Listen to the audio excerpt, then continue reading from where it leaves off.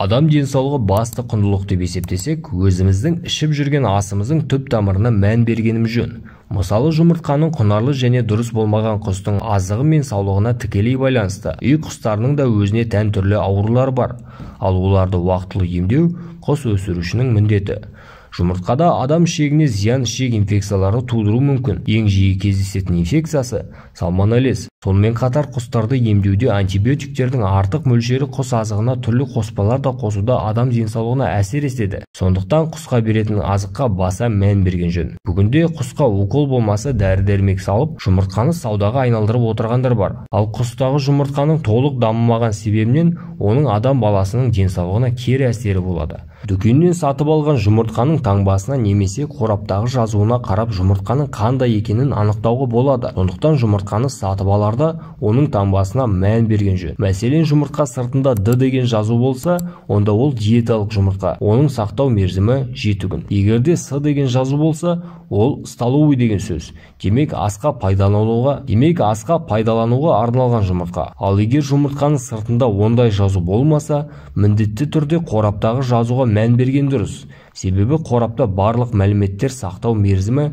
және қандай санаттағы жұмыртқа екені жазылады. Жұмыртқа сыртында таңдаулы отборное деп жазылып тұрса, онда ол сапасы ең жоғарғы жұмыртқа деген сөз. Ал бірінші категория, бірінші санаттағы деп тұрса, онда ол таңдаулы жұмыртқадан кейінгі санаттағы жұмыртқа. Сол секілді екінші, үшінші категория деген жұмыртқа санаттары да бар. Ал қолдың жұмыртқасын сатып алған кезде немесе үйіңіздегі тауықтың жұмыртқасын жинаған уақытта сырты лас болып тұрғанын көреміз. Сондай-ақ мұндай жұмыртқаны бірден тамаққа пайдалануға болмайды. Өйткені сырты таза болмағандықтан, онда түрлі бактериялар болуы мүмкін. Сол себепті ең бірінші жұмыртқаны жуып алған дұрыс. Ол үшін ыдысқа су құйып, бір ас қасықтай тұз салып, жұмыртқаны жуған кезде сыртындағы бактериялардың бәрі өледі. Бәріңіз білетіндей, жұмыртқаның бір жағы доғал болса, бір жағы сүйір болып келеді. Ал оны холодильниктегі жұмыртқа ұяшығына жинаған кезде сүйір жағын төмен қаратып қойған жөн. Көпшілік ақ жұмыртқаға қарағанда қоңыр жұмыртқаның пайдасы құнары бар деп салыстырып жатады.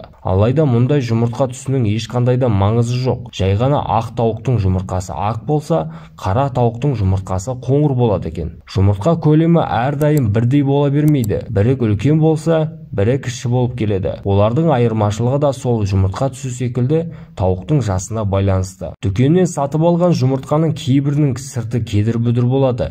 Яғни жұмыртқа сыртында бір тегіс болмауы жұмыртқа санатына тікелей байланысты. Мысалы, жоғарғы санаттағы жұмыртқа сырты тегіс болып келсе, екінші, үшінші санаттағы жұмыртқа сырты бір тегіс болмайды. Сонымен қатар жұмыртқаның жарамдылық мерзімінің өтіп кеткенін құлақ түсіне шайқап білуге болады. Егер шайқағанда шылқылдаған судың дауысы естілсе, онда ол жұмыртқа жеуге жарамсыз. Сонымен қатар, тағы бір жолы жұмыртқаны суға салған кезде су бетіне қалқып шықса, онда ол көп уақыт тұрып қалған жұмыртқа деген сөз. Осылайша, үй жағдайында жұмыртқаны тексеріп алуға болады. Сонымен қатар, жұмыртқаны тұтынғанда ескеретін бірнеше дүние бар. Ең бастысы, жұмыртқаны шикідей жемеген дұрыс. Жоғарғы температурада қайнағанда жұмыртқадағы бактериялар жойылады. Сонымен қатар, жұмыртқаны қайнатқанда оның толық піскенін мұқият қарау қажет. Себебі шала піскен жұмыртқаны бірнеше сағаттан соң жеуге болмайды. Мысалы, жұмыртқаны ертеңге деп түнде шикелі етін жеу қайнатқан болсаңыз, таң атқанға дейін оның ішінде бактериялар көбейіп, ол асқазан ішек жолдарына зиян келтіреді. Әсіресе жұмыртқа ерте жастағы балаларда аллергияның себебі болуы мүмкін. Себебі жұмыртқада ақуыздар бар. Егерде ағзадағы ақуыз мөлшері көп болса, зат алмасу процесі бұзылып, бүйректің қызметіне кері әсер етеді.